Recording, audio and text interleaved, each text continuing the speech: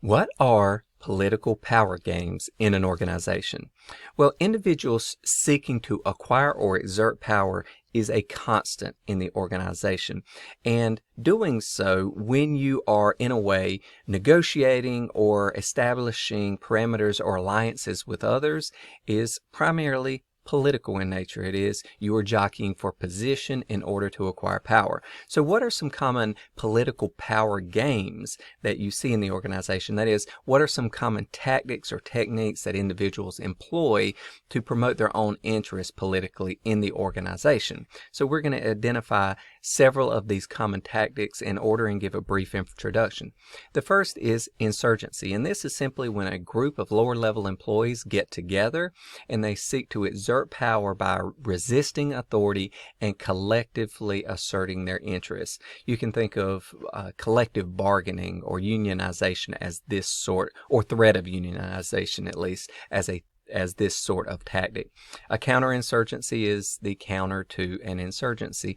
Generally, higher level management, for example, seeks to either retaliate or somehow discourage these insurgent games, such as trying to break up an attempt to collectively bargain or unionize. Another power game is sponsorship, and this is where lower level individuals seek to establish some sort of alliance with higher level individuals in the organization.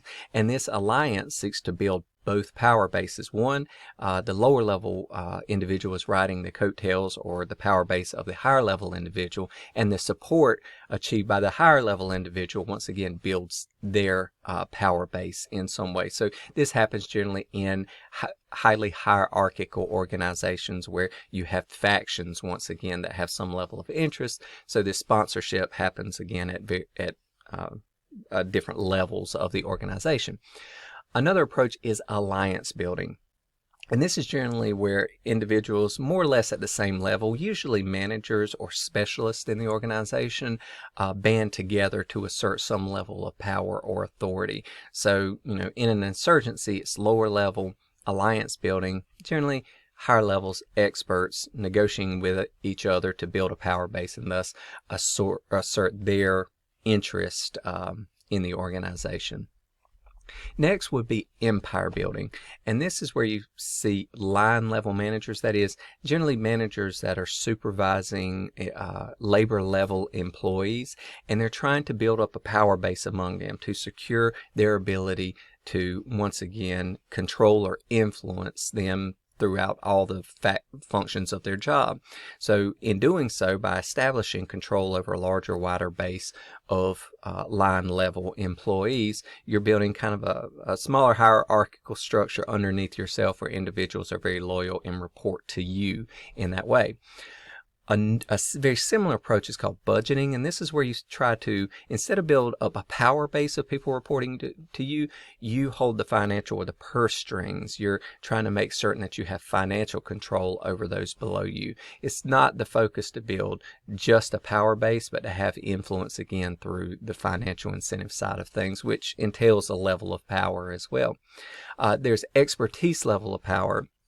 And this is simply trying to build up your power status by your knowledge or skill level, or you're the single person who knows how to do this one very important thing. So in doing so, you are shunning other people from them learning how to do what you do, and the organization becomes dependent upon you, and you are indispensable in that way. So you again have a higher level of power because of that.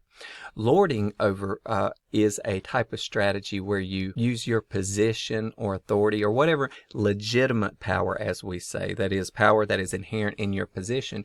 You use that to exert an extreme level of influence over those below you, basically using your power in an illegitimate way. You could look at, say, a manager trying to make his or her subordinates do things that are way outside of their job description that were for the personal interest of the superior, of the manager. for their own benefit, and it's basically, again, to subordinate these individuals.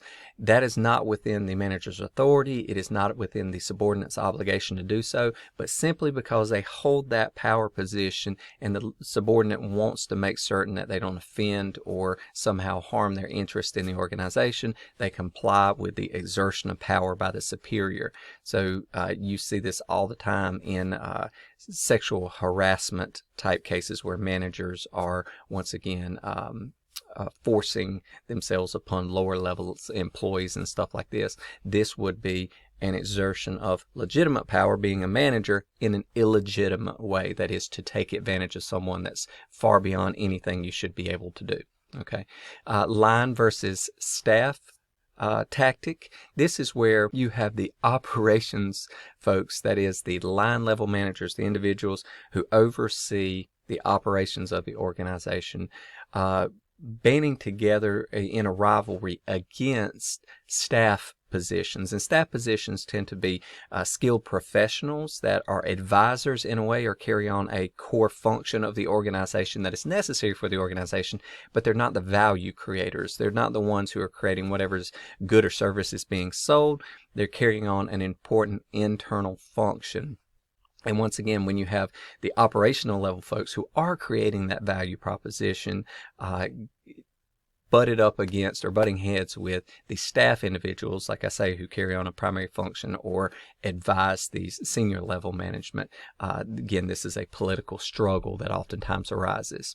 Okay, another one is rival camps. As the name implies, this is where you have rival camps of individuals. Usually it's where you have a power block formed by one of these other methods that we've talked about, and they are conflicting or butting heads. And then these groups, once again, rather than individuals jockeying politically against the other, these groups politically, in a way, fight each other, jockeying for position or power. Okay, strategic candidates, this is when you have this type of group mentality, and in order to exert power in themselves, they pick their candidate, right? So you have these factions that look for their representative, the ones who's going to represent their interest, and put all their energy and effort behind them, because they believe, once again, that this person represents overall their interest, and by promoting this candidate, they'll promote their interest collectively. Okay, whistleblowing is where you have some kind of secretive information or some kind of important information that is important